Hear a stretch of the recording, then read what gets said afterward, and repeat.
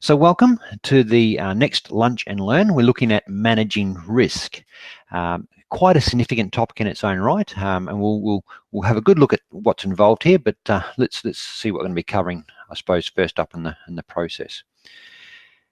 Okay, so we're going to be looking at a few things today. We're going to be looking at risk. All right, what actually is risk? What does it mean? We're also going to be looking at risk protection, protection, I should say, and mitigation. So how do we minimize aspects of risk within the work environment, even sometimes personally? We'll see how we go with that. Also going to look at how we can help people to minimize risk within your work environment at the same time. All right? It's not just up to you. It never has been up to you. In saying that, if you're the leader or the manager of an organization, you might find that your day-to-day processes is essentially around dealing with risk. That's what you find yourself doing, dealing with risk here and there and everywhere for that matter. So we'll have a look at this, and I'll give you a few little rules around risk, if you like. We're also going to be looking at a few little things as well when it comes to the tips on these units, BSB RSK 401, 5, and the RII S601D, those particular units. Once again, please type any questions into the bottom right hand corner of your screen, and use your hands when you or any questions you got. Please put them in there. I'll do my best to answer those at the end. If I do see a couple of good ones come through, I might just slight change if I get the time, but I'll see how we go. Also, the webinar will be loaded online, and you will be able to replay. Sorry, my quick typing at the last minute. You should be able to replay that as you see fit, and yeah, that will be done probably by the end of the day. These slides, I think you'll be able to take some slides down. I might just ask Robbie if you wouldn't mind. Robbie, you could just type in there, please, in relation to the slides. Could you just make sure if people need to be able to get those off, can you just make a little comment in the chat room, please? That'd be great. All right, so let's start moving. Let's get into this thing and work our way through it. So first I want to talk about this guy here, Winston Churchill. As I mentioned last time, this guy continues to fascinate me. And what he's achieved over time. And I'm going to quote a couple of little things. Realizing he's the most quoted prime minister, king, queen, president of any given country, it's amazing what this guy achieved over the time and over his lifetime. But I'm going to quote him on a couple of things. Hope you don't mind. One is this. I'm going to paraphrase a little bit, but essentially give everything 100%. What he says is, wherever your body is doing, whatever it's doing, give it 100%. Now, yeah, you should be doing two things at the moment, I suppose. So one, having lunch, and two, listening to this. So I hope that you have enough attention on your lunch that you don't end up accidentally choking on anything, but I'd like you to have as much attention as we can on this as we go through things. So I'd like you to be thinking through as we do what we do. A couple of little quotes, if you like, or parts of quotes. And never give up. Never give up. Does that mean you keep doing the same old thing expecting a different result? No, that's got nothing to do with this. It is about minimizing your times of attempts, but you will have to change what you're doing. Okay, you have to change what you're doing. Thomas Edison, classic example of this. Classic example. How many times did it take for him to create the light bulb? Well, about 1,000. Okay, he never gave up. Never gave up. He kept going and created the light bulb. I reckon Mrs. Edison was a wonderfully patient woman, allowing her husband to do that. There you go. Also, the last one, I guess, and this is a direct quote from Winston. It says, "Success is the ability to go from failure to failure without losing your enthusiasm," and we see that time and time and time and time again. It's not necessarily talent that'll get you through. It's sheer persistence and looking to work from one failure to the next. Also, to get the most out of life and out of today and this particular webinar, please ask the success question. It's what we call the success question. Here it is here. How can that work for me? How can that work for me? So as we're working our way through this, I'd like you to be, if you're able to take a few notes and think about, okay, how does that going to work in this environment? How are we going to make this a doable process here. Now, some of the things I'm going to say, I'll let you know, are going to challenge some of your thoughts, some of your beliefs around what you do. Okay, so I'll let you know that they are coming up. So just be aware of that, and you might reject it outright, your choice, but I know it works in many other places. Okay, so that's the deal there. First thing I wanted to do was just have a quick look at the definition of risk. Here it is here. This is the definition, dictionary meaning, if you wish, on risk. It says this: expose, it's a verb by the way, expose someone or something valued to danger, harm, or loss. Okay, expose someone or something valued to danger, harm, or loss. That's the essentially the dictionary meaning for this. So it could look like something like this. You know, here we go. We've got someone. If you look closely, it's actually got a missile or something like that in this guy's forklift. Now, you might see the helmet off to the left there, and the guy's. I reckon he must be puffing away on a cigarette, thinking he's lucky stars. Him and half the neighbourhood are still alive.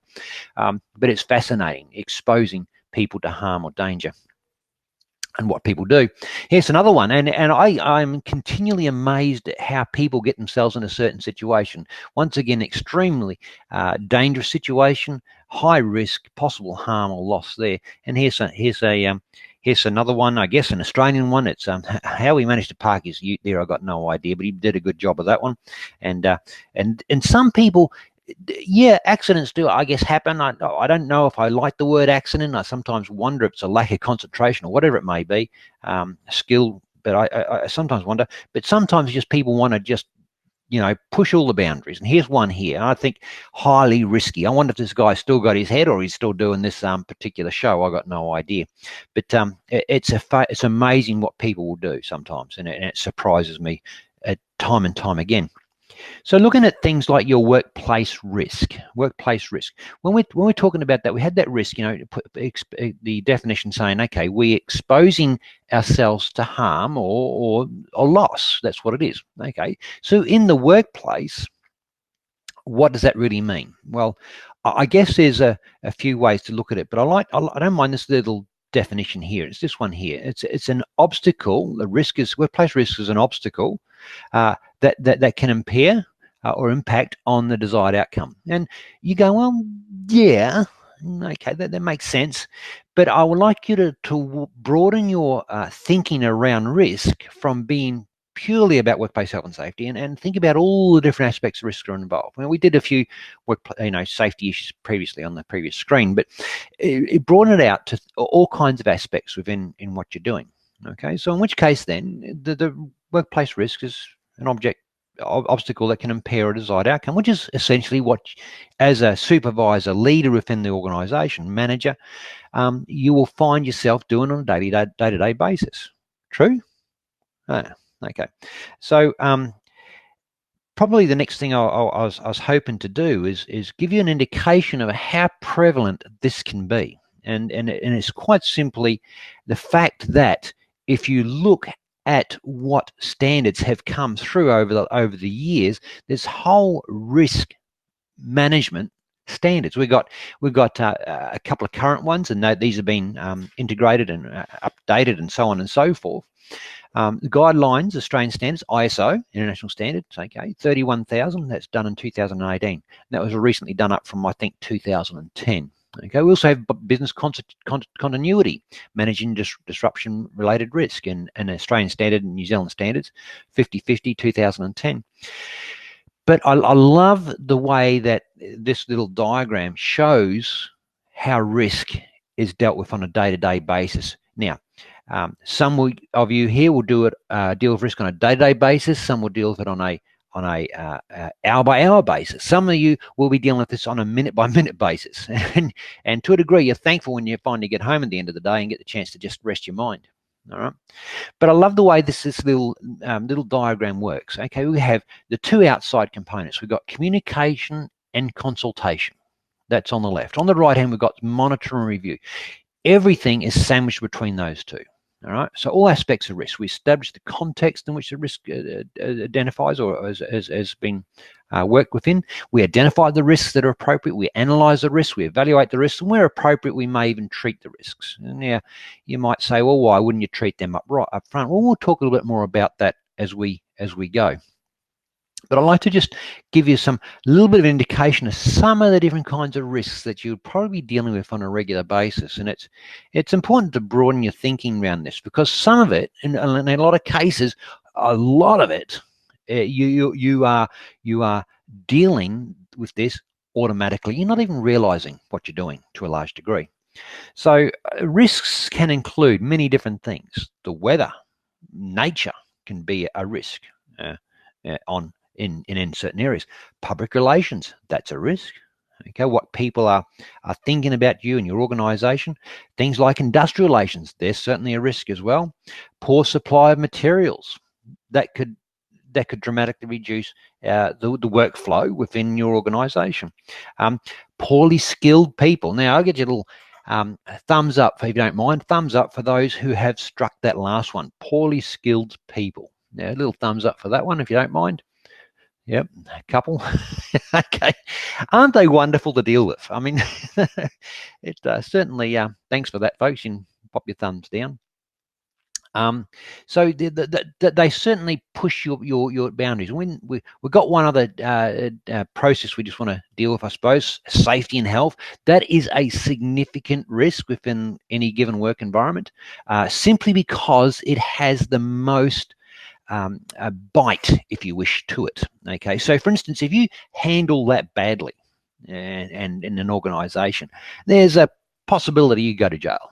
Oh, that doesn't excite many people, I'm sure, but that's the truth. Okay, there's got legislation around this thing is like no tomorrow.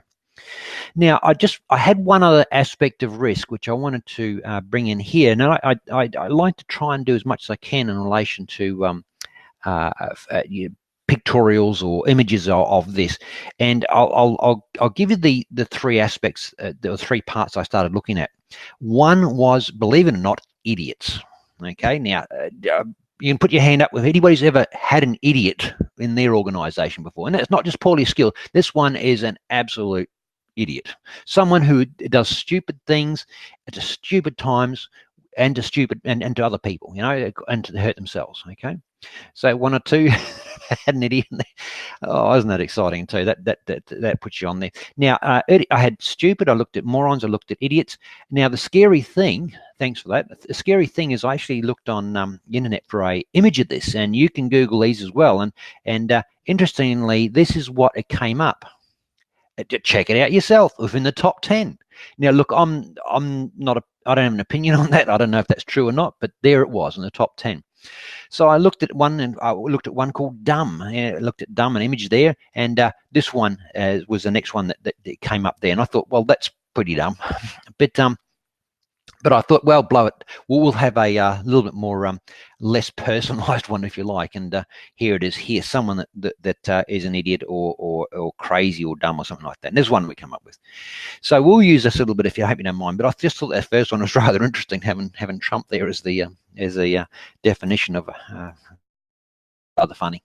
Okay, so I want to have a look at probably number one rule. Number one rule. Here it is. Number one rule. There are no clear indications. There are no clear indications of people who are stupid, people who are idiots. There's no clear indications of these kinds of people. You see, they disguise themselves as normal people. You think you've employed someone or working with someone that's normal, but then they absolutely throw this one at you. They don't have those words written across their forehead.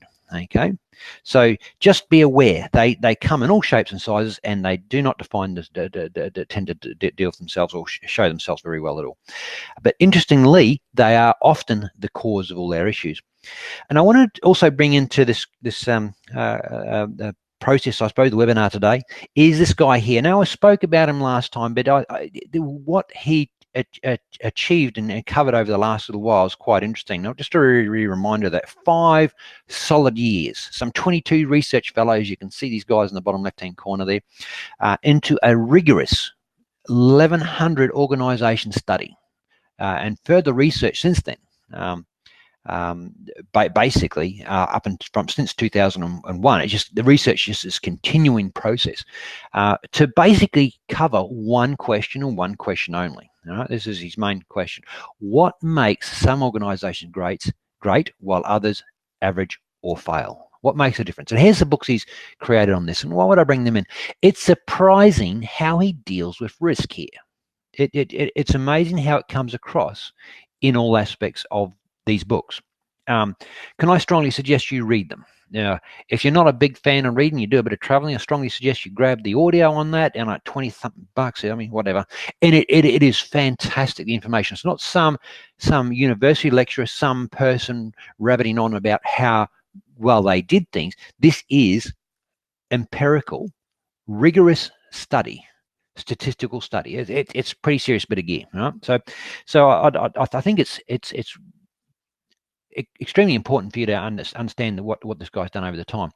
But I'll get into some of the findings that he had, and this is the one here that he came across. The right people is everything. The right people in your organization is everything. The right people in your organization is everything.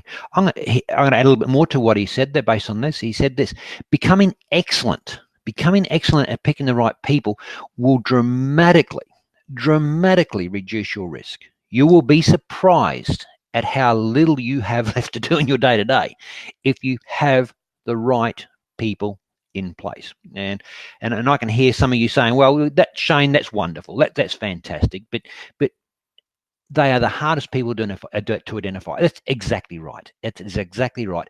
And that's why I said become excellent at that process. We won't have the chance to go into that much today, but we'll keep moving. So that's rule number 2. Get the right people on the bus and the wrong people off the bus. And once again, using Jim's data and from all these studies that he's done, they found this to be absolute paramount in reducing risk and becoming a successful organization. People's number 1. Secondly, I'd like to introduce to you a little risk management process, and this could come in really handy when you're looking through what you're doing. It's quite elegant in its succinctness, I guess. But essentially, we start in the top left corner. First, we need to monitor what's happening.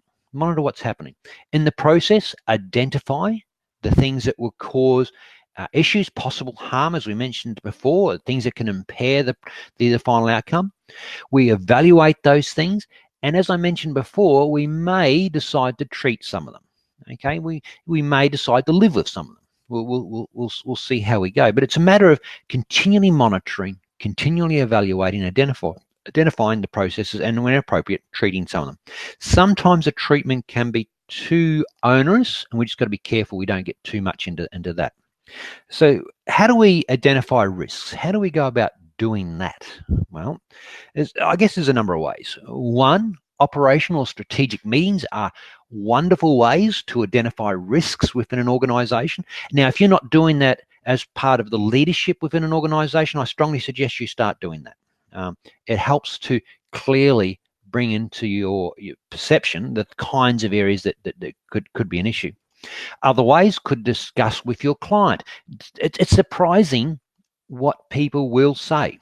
Okay, and they may not even discuss it with you. They'll even tell you a trillion people on Facebook or Twitter or one of those things, but they won't even talk about it with you. But they'll tell you, they'll give you some home truths sometimes. Just some of them you take with a grain of salt. But essentially, just be aware what's out there, what your client, what your customers are saying. A walkthrough. Now, you can do this one of two ways. Either physically, you get up from your seat and you walk through your organization looking at different areas of risk. Okay, you can do that from that way, or you can do it literally planned on a whiteboard, and we've done that a few times here. So walk through. But the point, I guess, is this: being vigilant.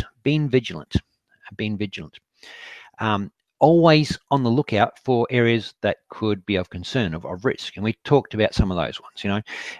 The thing that Jim Collins brings up in his book, he says the things that the good to great, the great leaders of an organization have is something called productive paranoia. And he discusses a little story of Bill Gates, and while he was looking to increase the size of his organization. If those are familiar with me, the Microsoft guy, you're probably looking at half his work at the screen at the moment. But essentially, he had a productive paranoia. Now, that was not fear. That was not fear. Don't get the two mixed up. Yeah, it was not fear. Having an organization driven on fear achieves nothing. It's a backward step. All right. So realize that. But a productive paranoia, he'll identify areas of risk and look at how to ways to build in reserves, if you wish. You know, things like financial reserve. He'd build that into it. He'll build people reserve into it. Build skill level reserve into the organization based on what he saw as a possible risk area. If you ever once again get a chance to read some of his books or listening to that, it's really, really quite interesting. Bill Gates' approach on things. So the other thing we like to consider is, once again, here's our favourite friend, bringing them back here, and think a little bit like an idiot, a bit like a crazy person. I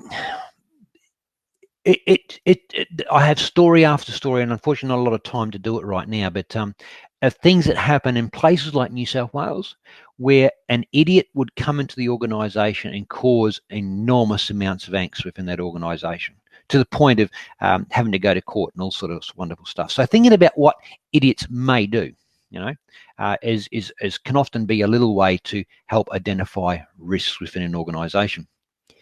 Also, I like this little, I hope you don't mind, I have this little quote, and it's once again in the process of identifying a risk. It says this: what experience and history teaches us is that people and governments have never learned anything from history or acted on principles deduced from it. George Wilhelm Friedrich Hegel. Okay, and it just makes it so clear to me. I've seen this time and time again. People that refuse to learn from other people's situations or from history, and continue with the quotes. Here it is here. Those who don't know history are doomed to repeat it. And I see this time and time again. I see it time and time again.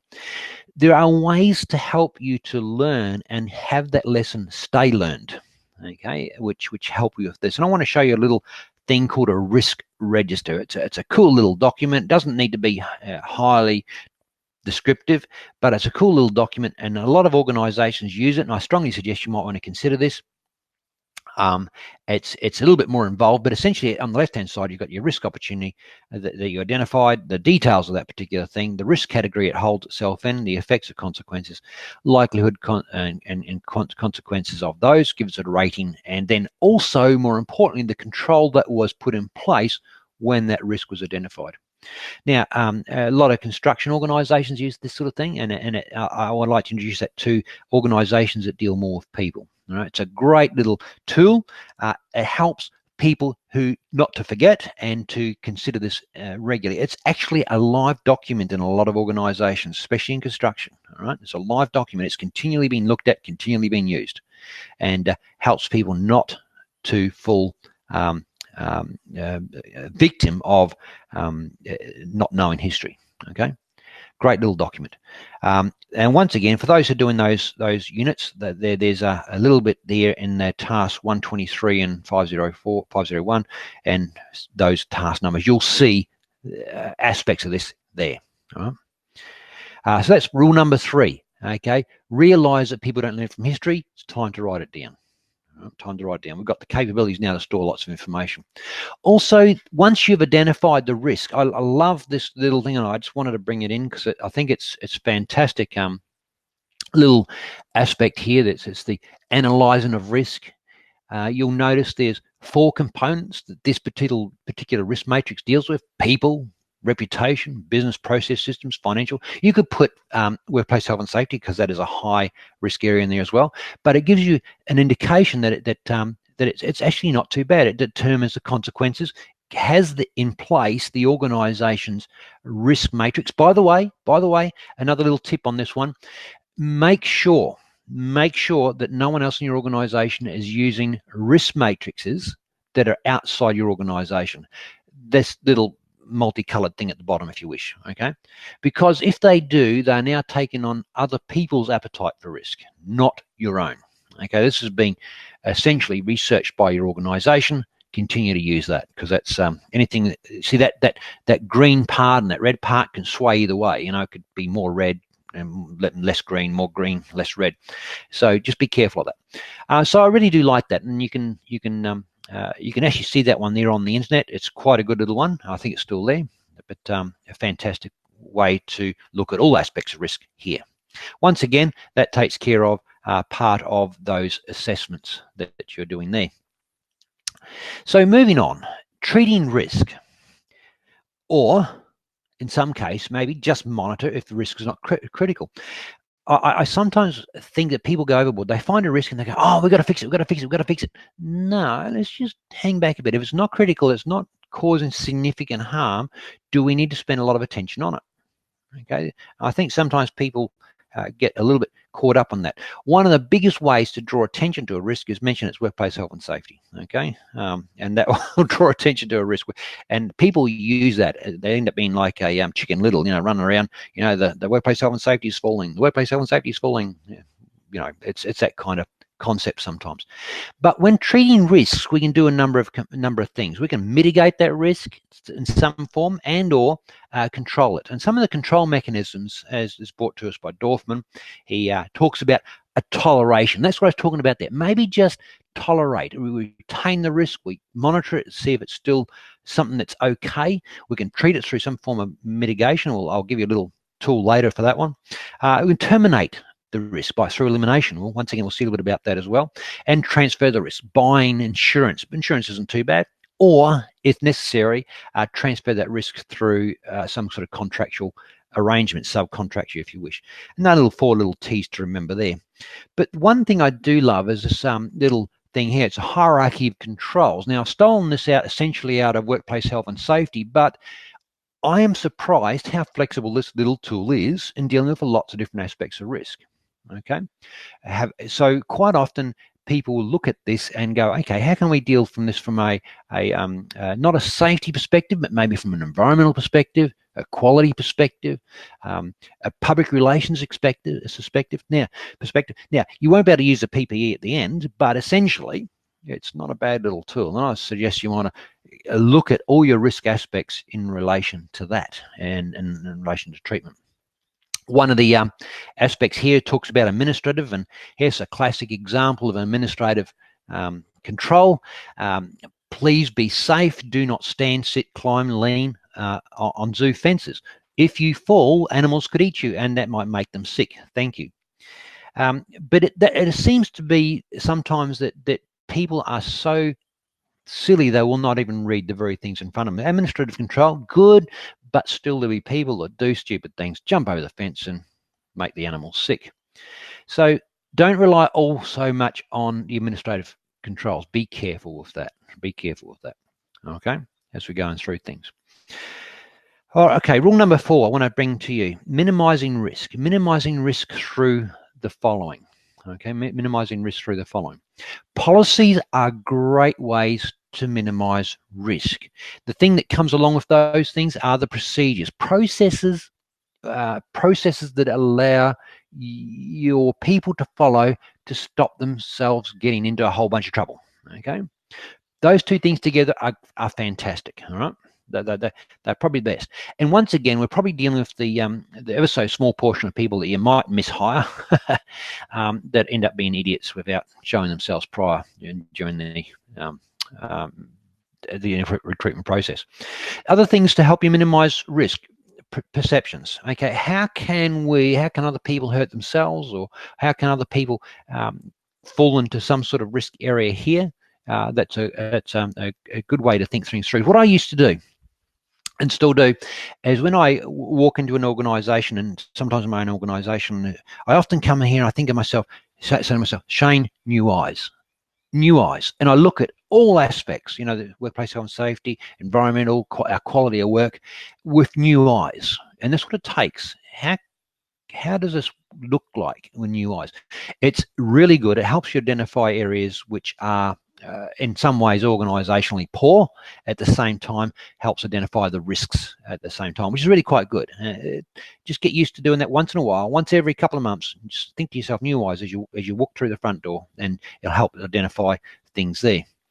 Other things we talked about: insurance. Insurance will cover you in certain areas as long as you remain within the context of your organization's work, which leads us to the next part of minimizing risk: acting within the authority of the organization. The second you go outside of that, insurance will not pick that up. The second you go outside of that, you're on your own.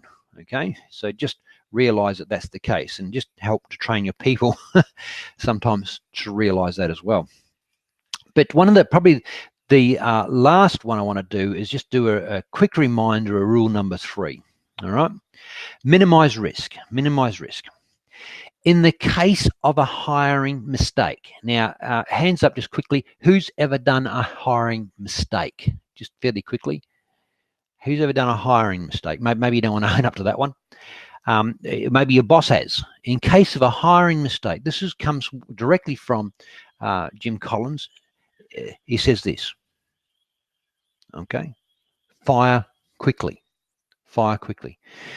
You say, well, there's so much risk in firing people, Shane. Well, yeah, how much risk do you want to keep in holding that person there? All right. So look, be careful of this. The longer you hold people, the more expensive they can become. All right. The biggest mistakes, the biggest costly mistakes in personal safety and the organization's downfall doesn't happen much at the bottom level. It actually happens more often than not at the top level. Poor management decisions. All right. So sometimes we need to realize that, and moving people on quickly is a good way. And you can do that. You can do that very politely. You can do that very respectfully, and you can do it in a way that the person you need to move on understands and is almost happy to move on. There are ways to do that. Hopefully that might be one of the upcoming webinars that we have on how to fire quickly. So just a few little things there. Look, I'll look to answer questions in a minute, but just a couple of little quotes. I hope you don't mind. I love these quotes because they're just so real. It says this: never wish your life were easier, wish that you were better. So become better at identifying risk, analyzing that risk, and if necessary, take action or just continue to monitor it. Just get better at doing that. And that's part of your role. Part of your role as a supervisor or leader.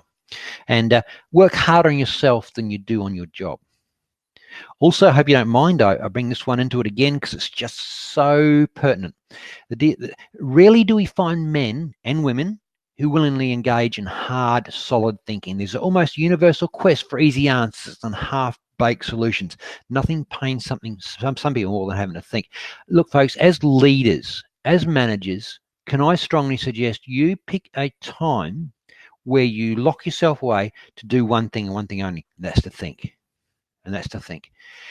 People believe you're not productive unless you're pushing a pencil around the place, tapping on a keyboard, or talking to people, and that is so wrong. The best thing you can do in your organization is to think, and think through the different aspects of risk. Right? And not to think is probably even greater risk than having those few minutes, half an hour to devote to hard, solid thinking. So the last little quote I'd like to bring to you is this one from Charlie Tremendous Jones. You'll be the same tomorrow as you are today, except for the people you meet and the books you read. And I'm sorry to say I've added a little bit to his quote, and the action you take. Sure, you can read the right kinds of books and you can meet the right kinds of people, but you need to take action from it. So, folks, I just realised we're probably about a minute or two over, but I'll leave you there to ponder those, to look through, spend time thinking. Spend time thinking. That's the best thing you can do in a management role. Best thing you could do. Okay. And don't be jealous of that time. Don't let anybody sabotage or take over that time, because you need that. You absolutely need that to work your way through what you're doing on a day-to-day basis. Even if it's just once a fortnight, just hard, solid thinking. Work your way through things. Okay.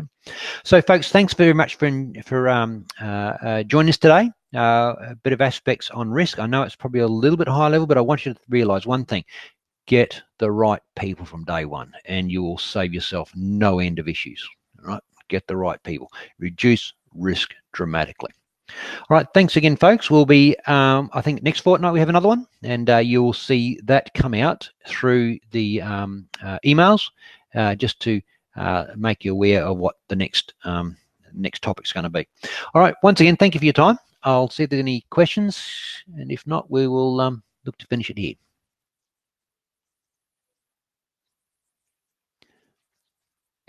Okay, looks like everybody's all good. Wonderful. Okay, have a great week and a fortnight, and we will talk again and do the next Lunch and Learn webinar in about a fortnight's time. Thanks, folks. Bye.